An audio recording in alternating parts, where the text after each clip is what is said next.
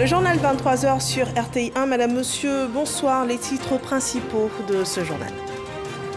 Le démarrage effectif des travaux de la ligne 1 du métro d'Abidjan s'annonce. Les sites de la future ligne ont été inspectés ce jour par le Premier ministre. La ligne s'étend d'Anyama à Port-Boué. La phase de lancement des études d'exécution et les contraintes de libération des emprises sont achevées, rassure Patrick Hachi.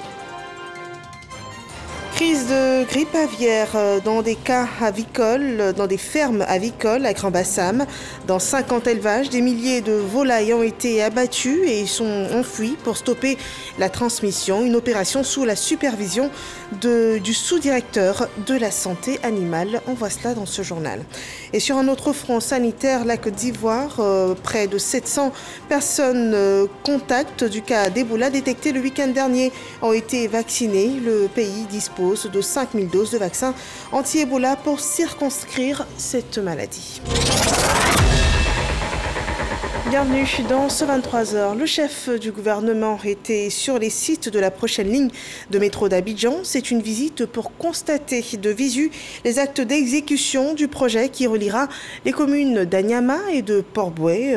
Une visite nécessaire pour un projet majeur avant que les acteurs opérationnels sur le terrain véritablement se mettent à l'œuvre.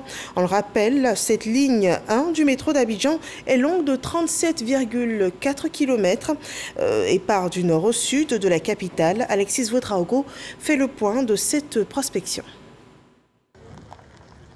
Des passagers spéciaux ce mardi à la nouvelle gare d'Anyama. Le Premier ministre Patrick Hachi, à ses côtés les ministres de la Communication, de la Construction et du Transport. Un peu plus d'une heure de travail sur les rails pour prendre la pleine mesure du chantier du métro d'Abidjan qui entre dans sa phase active.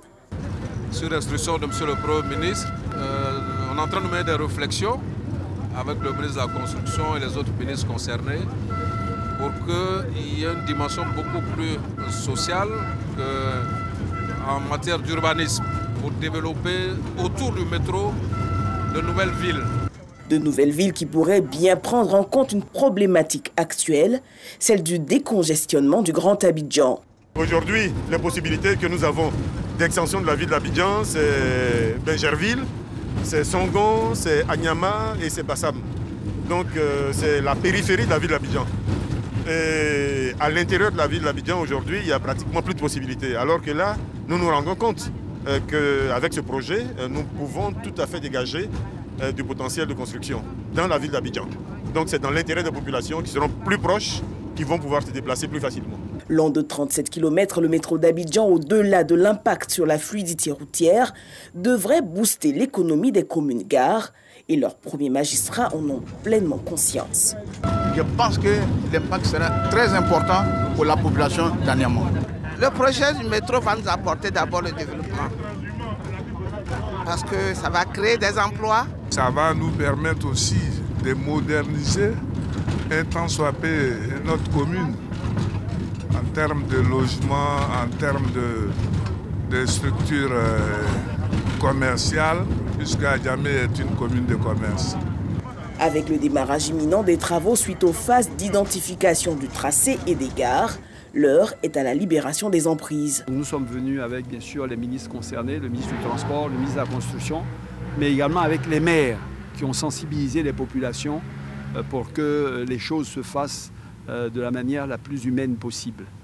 Mais également regarder à travers ce projet avec le ministre de la Construction et de l'Urbanisme le côté aménagement urbain, réaménager avec des logements sociaux, avec des logements à loyer modéré, en phase et en adéquation avec la qualité et les standards du métro qui vont être mis à disposition. Pour le chef du gouvernement, ce projet va transformer la capitale économique ivoirienne. Beaucoup de populations, vous allez vous rendre compte qui aujourd'hui privilégient d'autres quartiers, vont s'orienter vers Anyama, à Bobo, parce que naturellement, avec ce métro, ils sont à pratiquement 10-15 minutes et d'Adjamé, et du plateau, et de Port-Boué. Donc c'est un projet majeur et il était important qu'avec les ministres, on fasse une dernière visite avant que les acteurs opérationnels sur le terrain véritablement se mettent à l'œuvre. Donc aujourd'hui, on est extrêmement satisfait. Ce n'est pas uniquement un métro qu'on construit, mais c'est véritablement la ville qu'on transforme. Ça va être l'un des projets phares, je crois, au cours des 5 prochaines années parmi les réalisations du président de la République.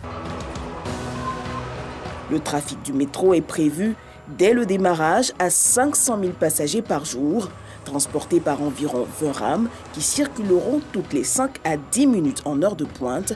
Le tronçon de 37 km lui reliera Ayama à Port-Boué en 50 minutes. Voilà un projet d'envergure. Un autre point de l'actualité ivoirienne, des cas de grippe aviaire détectés à Grand-Bassam. L'abattage de volailles a débuté hier pour éviter que se répande le virus. Près de 23 000 volailles ont été abattues dans une cinquantaine de fermes touchées par la maladie. L'enfouissement des milliers de poulets abattus dans le cadre de la lutte contre la grippe aviaire s'est poursuivi ce mardi dans la zone de Mondoukou. Sont prévues 5 fosses de 12 mètres de longueur, 3 mètres de largeur et 1,50 m de profondeur pour accueillir ces poulets abattus sur le foyer de présence du virus H5N1 et sur les sites environnants dans un rayon de 3 km. On écoute le docteur Vassilou Kalo, sous-directeur de la santé animale, qui s'exprime sur le sujet. Les investigations sont toujours en cours. La zone est quand même entourée par des plans d'eau où beaucoup d'oiseaux migrateurs se reposent. Donc voilà une source possible. Mais la deuxième source aussi possible, c'est le commerce. C'est le commerce. Vous êtes sans ignorer que nos voisins ont fait la maladie, notamment le Ghana, qui a fait la maladie il y a plus de 2 semaines. Et il y a le Mali, une semaine avant, qui avait fait aussi la maladie. Donc on a 2 pays limitrophes qui ont été atteints par le virus. Donc les échanges commerciaux aussi peuvent être à l'origine. Toutes les procédures de police sanitaire qui permettent d'éteindre le foyer sont en cours. Et tout se passe bien avec la bonne implication aussi des éleveurs, de la notabilité locale, mais aussi de l'administration locale, notamment la préfecture, la mairie, la gendarmerie et même de la direction de la santé. C'est une gestion multisectorielle qui est en cours aujourd'hui pour pouvoir éteindre le foyer. Le système sanitaire ivoirien est attaqué sur tous les bords avec le virus de la grippe aviaire. Il a lui aussi été détecté sur le sol ivoirien. Il y a le virus Ebola. Un dispositif de riposte a été mis en place pour isoler les cas ainsi que les personnes contacts. Un dispositif qui prévoit aussi la vaccination contre la maladie à virus Ebola. Les sites installés à cet effet ont été visités par le ministre de la Santé, Pierre Dimba, suivant ce commentaire de Salima Toudia. Au quartier Alakro, dans la commune de Cocody, les habitants ont appris la nouvelle du premier cas confirmé d'Ebola en territoire ivoirien. La patiente en question est une habitante du quartier. J'ai donné l'ordre à mes jeunes d'annoncer la maladie à la population d'Alakro de venir faire vacciner. Donc c'est ce qui a été fait ce matin. Il y en a qui sont sortis, qui sont allés au travail, mais d'ici le soir, ils seront là encore pour se faire vacciner. La solidarité demeure. Les populations ont été rassurées de l'état de santé de la patiente qui est à ce jour stable. Pierre Dimba, sur le terrain, est venu constater de visu la séance de vaccination des cas contacts. Oui, mais c'est ici qu'a atterri la patiente. Dès qu'elle est arrivée à 20h à la gare d'Agamé, son conjoint étant ici, donc c'est ici qu'elle a séjourné, c'est d'ici qu'elle est allée à l'hôpital. Donc toutes ces personnes qui l'ont côtoyée doivent faire l'objet d'observation. Mais c'est pour ça que nous les vaccinons pour les protéger. L'objectif est de rompre la chaîne de contamination pour éviter que cette maladie se propage. La barre des cas contacts vaccinés continue d'augmenter. Ah oui, aujourd'hui on va franchir la barre de 500 personnes vaccinées. Ici on vaccine au CHU, on vaccine à Trècheville. Mais il y a d'autres quartiers d'Abidjan où d'autres passagers sont allés et donc les vaccinations se poursuivent dans ces cas. Le ministre a également visité les services d'urgence du CHU de Cocody, puis la clinique de Marcory, où le personnel soignant contact a été rassuré quant à la prise en charge par le gouvernement. Et après donc ce seul cas d'Ebola détecté en Côte d'Ivoire, le circuit du cas est retracé et a permis de faire vacciner 200 personnes hier. Aujourd'hui, 500 autres ont été vaccinés selon les dernières informations du ministère de la Santé, de l'Hygiène publique et de la couverture maladie universelle. Salima Toudia. C'est une course contre la montre pour les autorités sanitaires ivoiriennes. Sur les 5 000 doses de vaccins Ebola reçues, 2 000 doses de vaccins Merck doivent être administrées le plus tôt possible au cas contact de la patiente déclarée. Nous avons déjà vacciné pratiquement 200 personnes. Parmi les cibles de cette vaccination, il y a tout le personnel qui a été exposé à la patiente. Il y a la famille et aussi le personnel soignant, même pas exposé immédiatement, mais ceux qui la soignent et aussi tous ceux qui sont au poste frontière à Ouaninou. Et on n'arrêtera pas de vacciner, on vaccinera cette nuit, on continuera à vacciner demain matin. Donc on va couvrir largement cette vaccination. Elle va se faire par étapes et on espère pouvoir d'ici mercredi vacciner toutes les 2000 personnes qu'on considère comme exposées de la communauté et aussi les personnes du système sanitaire et de la sécurité. Le suivi des cas contacts se poursuit. Nous avons, grâce à la collaboration avec la compagnie de transport, pu identifier la majorité des passagers et aussi en discutant avec les convoyeurs. Avec l'Institut national d'hygiène publique et les partenaires, nous et le ministère de l'Intérieur, nous sommes en train de retrouver tous ces passagers qui ont été en contact avec la patiente qui est venue et nous pouvons vous dire que ce suivi des contacts est en train de se faire de manière optimale. Là-dessus, on peut vous rassurer, on va pratiquement tous les retrouver. Le comité de veille sanitaire rassure, l'état de santé du premier cas d'Ebola est stable à ce jour. On a une amélioration de son état de santé, ce qui nous a permis de discuter avec la patiente et de retracer son parcours. Et nous avons, grâce à la collaboration avec les partenaires techniques et la République de Guinée, reçu des médicaments spécifiques au traitement de la maladie à virus Ebola qui n'ont pas été administrés à la patiente. Mais si éventuellement il y a d'autres cas, on pourra les prendre en charge avec. Les communautés sont sensibilisées au respect des mesures, notamment la fermeture des frontières terrestres. Ce n'est pas que le car est parti de la Guinée pour traverser la frontière et venir en Côte d'Ivoire, non. Les gens viennent clandestinement, c'est comme les gens qui prennent des embarcations et qui rentrent dans les frontières, au niveau des frontières européennes. Donc ils arrivent à la frontière, ils traversent par des chemins détournés et ils reconstituent leur trafic après, une fois qu'ils sont en Côte d'Ivoire. Et donc ayant eu ce cas, nous allons renforcer la surveillance épidémiologique par des méthodes aujourd'hui, comme il a dit, des méthodes modernes. On a la possibilité donc de contrôler ces personnes. Mais mieux, nous allons donc sensibiliser nos communautés pour que les comités de veille sanitaire s'impliquent pour que nous n'ayons pas ce cas.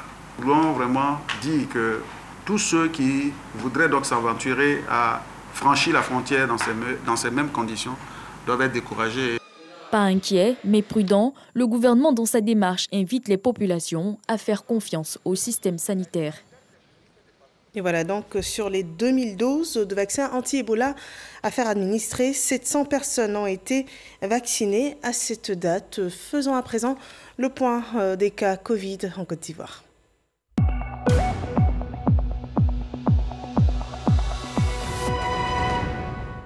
Ce 17 août 2021, 160 nouveaux cas positifs, 184 personnes guéries et 2 cas de décès ont été enregistrés, ce qui fait un total de 52 583 cas confirmés dans le pays, dont 51 580 personnes guéries, 365 personnes décédées et 638 cas encore actifs. À cette date, 1 237 846 doses de vaccins anti-Covid ont été administrées sur le sol ivoirien. Le ministre de l'Intérieur et de la Sécurité, Vagondo Diomandé, a ce mardi 17 août lancé un projet pilote sur la certification à la norme ISO 37101, un instrument qui exige un système de management pour le développement durable des collectivités territoriales. Pour la phase pilote de ce projet, soutenu par l'Agence des Nations Unies pour le développement, cette phase pilote donc concerne 2 communes du district d'Abidjan, à savoir Yopougon et Port-Boué. Une quarantaine de journalistes formés, sur le cadre juridique et réglementaire des secteurs de la construction, du logement et de l'urbanisme. Une session pour mieux comprendre les codes juridiques de ce système et ainsi mieux informer les populations.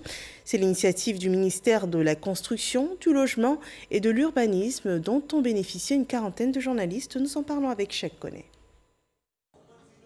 Réforme législative et réglementaire pour un meilleur encadrement des secteurs de l'urbanisme, de la construction et de l'habitat. C'est le principal thème qui a sanctionné cette journée intense de formation et d'information. À tour de rôle, les directions du domaine urbain, de la simplification et de la sécurisation des actes, ainsi que celles des affaires juridiques et du contentieux, ont expliqué à la presse les réformes entreprises par le ministère. Un atelier assez instructif, comme je l'ai dit tantôt, on a appris beaucoup de choses. D'abord pour nous journalistes, ça nous permet justement de mieux appréhender la question justement des conflits fonciers qu'on est amené à gérer justement dans le cadre de l'exercice de notre métier. Dans le cadre de la formation, on s'est rendu compte que pour la construction d'un immeuble, il y a plusieurs acteurs qui rentrent en ligne de compte. Et aujourd'hui, il se trouve que certains promoteurs usent de certaines astuces pour contourner la loi. Une formation qui tombe à point nommé. Selon le ministre Bruno Nabayokone, elle permettra de lutter contre la désinformation. La principale cause de la désinformation, c'est quoi? Bien souvent, malheureusement, c'est la méconnaissance. C'est l'ignorance, la méconnaissance des règles, des principes. Et dans tous les secteurs d'activité, cela existe. Et dans le nôtre, cela est aggravé, j'insiste bien sur le terme aggravé, par la méconnaissance des règles et par la technicité des sujets qui sont traités. Le ministre de la Construction a par ailleurs appelé les performances réalisées à la tête de son ministère depuis sa nomination. Il a égrené plusieurs projets dont le bail à usage d'habitation ainsi que l'accroissement des ACD signés.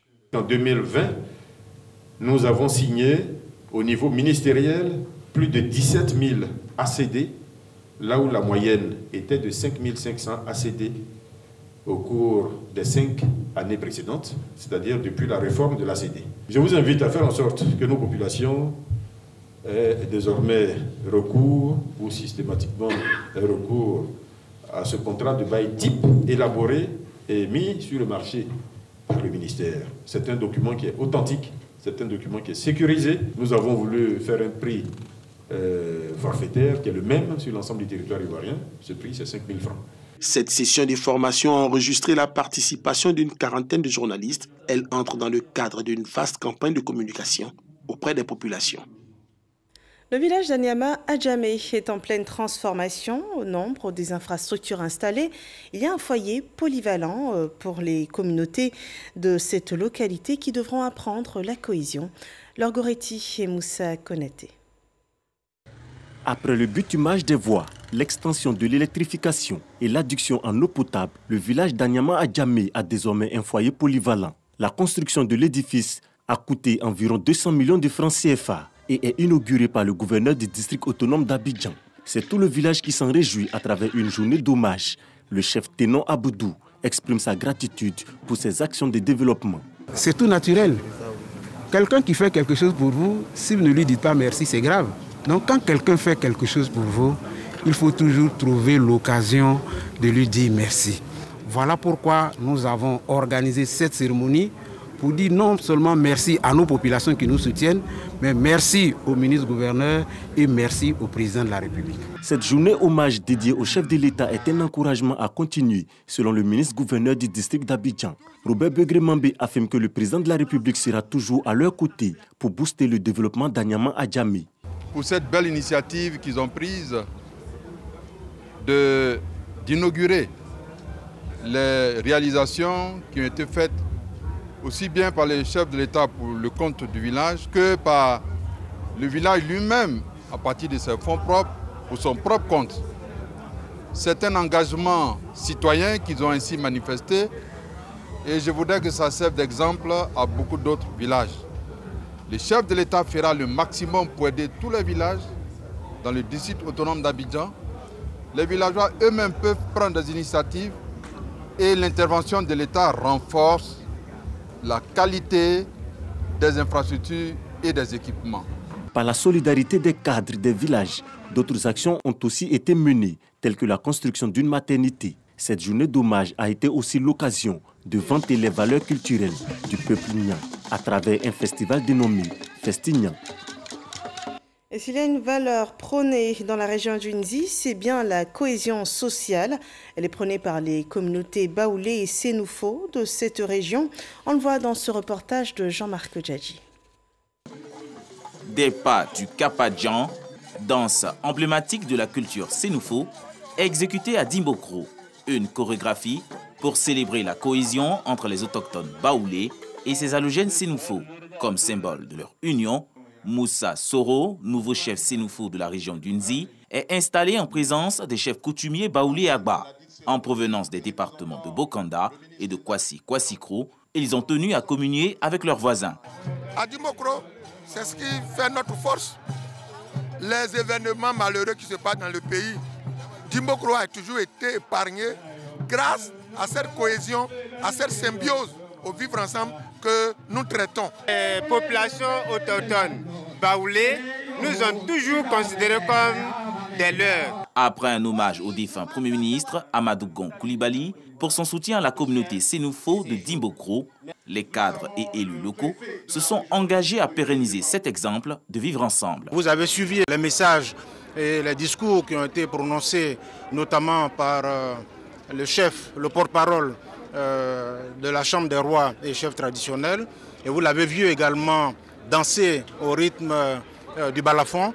Tout ça traduit en fait la symbiose, l'harmonie et la cohésion qui existe entre les différentes populations dans la région d'Unzi. Ma joie est d'autant plus grande de constater que même avant que nous ne verrions, ces deux peuples que l'histoire relie, les Baoulé et les Sénoufo, vivent en parfaite symbiose. Et cet exemple devrait servir tout le reste de la communauté, des communautés en Côte d'Ivoire. La région d'Unzi enregistre au total plus de 200 000 habitants, soit 30% d'halogènes. Des clameurs dans la région de la Maraoué, cette fois pour manifester une appartenance politique que la ministre Arlette Badou, en mission dans cette région pour son parti, le RHDP, a fait le constat d'une grande mobilisation autour des idéaux de ce parti politique. Jean-Marc Djadji. Foyer polyvalent, Charles Kofi Dibi de Boisflé. L'heure est à la restitution des résultats des travaux du RHDP dans la région de la Maraoué. Des travaux portant sur l'implantation et l'organisation du rassemblement des oufritistes pour la démocratie et la paix dans cette région. Mais à la vue des militants du RHDP, sortis nombreux, Arlette Badou-Nguessan, émissaire du parti à Boisflé, a pu constater par elle-même la vitalité du RHDP dans la Maraoué. Nous avons vu des militants engagés qui sont toujours motivés, qui sont toujours mobilisés pour la cause du RHDP. Je voudrais vraiment rassurer la haute direction du parti que le RHDP se porte bien au niveau de la Maraoué. Galvanisés par les mots d'encouragement de la ministre Arlette Badou, les militants de Boisflé, par la voix de leurs élus, ont promis de redoubler d'ardeur pour le rayonnement du RHDP dans le centre de la Côte d'Ivoire. C'est une très belle rencontre. Nous sommes très satisfaits de l'arrivée de Madame le ministre.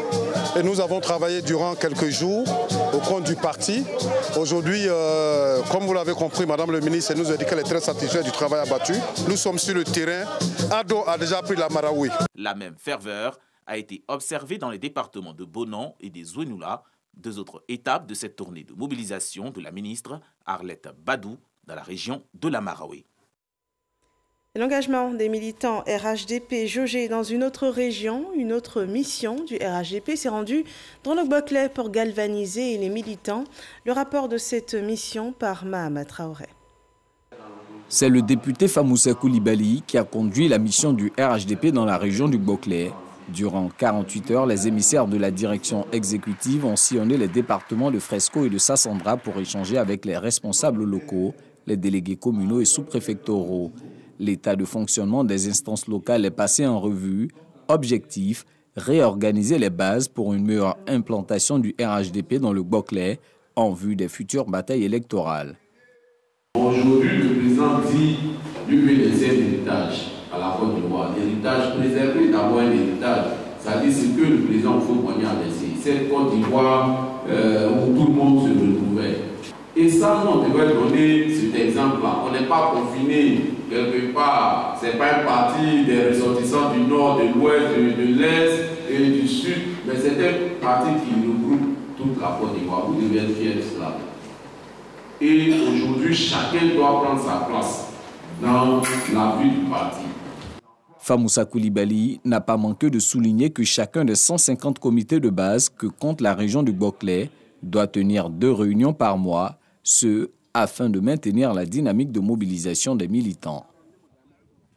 Parlons de religion à présent. Pour ceux qui sont de l'Église catholique, le mouvement de jeunesse catholique CVAV, Cœur vaillant, âme vaillante, a certainement été de votre parcours de chrétien.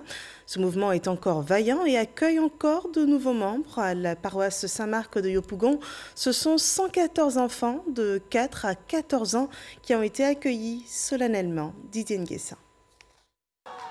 Une messe à l'honneur des membres du mouvement CVAV, Cœur vaillant, âme vaillante, de la paroisse Saint-Marc de Yopougon-Trois-Rouges. Ces enfants, issus de 3 groupes, les Benjamins au nombre de 25, les cadets 32 et les aînés 40. Au total, 114 enfants sont investis de la mission d'amener les autres enfants de la communauté à suivre le Christ et à le servir. Ils ont reçu tous les rudiments, tout ce qui est nécessaire pour pouvoir se comporter comme de bons enfants chrétiens, pour pouvoir porter aussi le message à leurs petits camarades dans leurs différents milieux de vie. Ce moment consacre l'envoi en mission des enfants, soutenus par leurs familles respectives et toute l'Église.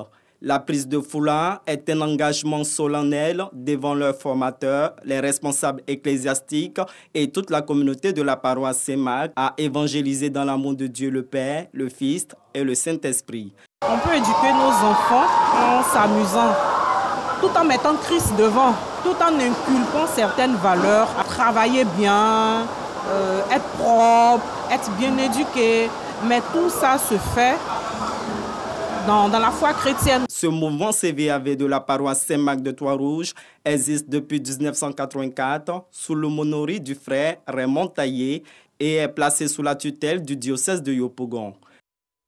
Et le mouvement CVAV est un mouvement mondial qui existe depuis les années 20. Une mosquée bâtie à coût de 135 millions de francs CFA à Séguéla, un don fait à la communauté musulmane de cette ville. L'édifice peut contenir jusqu'à 250 personnes. On le voit dans ce reportage de Kwasio Kwame. Séguéla, quartier Binaté, se dresse fièrement la mosquée Médine. C'était le souhait des parents d'avoir une mosquée dans leur quartier. L'édifice religieux est une architecture moderne bâtie sur une superficie de 350 m², d'une capacité de 250 places, d'une cour intérieure pour la cérémonie, de 2 terrasses équipées de toilettes modernes, d'une clôture, du bureau de l'imam, d'un coût de 135 millions de francs CFA. Au nom de la famille Binaté, Sori Ibrahim a rendu hommage à tous ceux qui ont rendu possible la réalisation de ce lieu de culte par des dons ou des prières. Pour le rayonnement spirituel de l'islam et l'éducation à la bonne pratique religieuse, à la paix et à la cohésion sociale, l'orateur a demandé à ceux qui fréquenteront ce lieu d'en prendre grand soin. Le donateur est heureux d'avoir réalisé un vœu cher à ses ascendants. Chaque fois, c'était ma prière.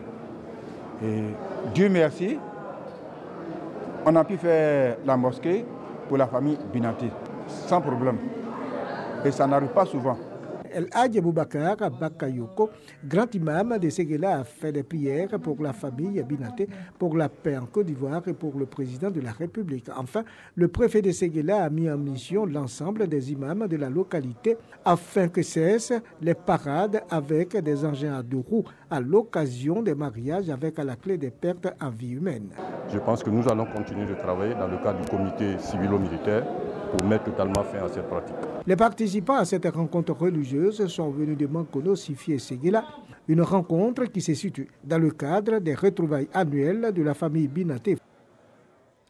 Hors de nos frontières, un premier avion d'exfiltrés de Kaboul est arrivé cet après-midi en France. C'est une première rotation complète du pont aérien mis en place après la chute de la capitale afghane aux mains des talibans. Le contingent transportait 45 civils français et étrangers ainsi qu'une soixantaine de militaires de retour d'opérations extérieures depuis la base française d'Abu Dhabi. Et si aucun Afghan ne compte parmi ses premiers arrivés en France, le pays maintient son intention l'intention de rapatrier les Afghans ayant collaboré avec son armée. À Kaboul, l'accès à l'aéroport international serait bloqué, toujours aux candidats afghans au départ. Revenons à l'actualité africaine en sport. Les 24 qualifiés pour la CAN 2022 ont été repartis en 6 groupes. Dans le groupe E, l'Algérie, tenante du titre, affrontera la Sierra Leone, la Guinée équatoriale et également la Côte d'Ivoire. Selon le tirage au sort effectué à Yaoundé ce mardi, le résumé de RTI Sport.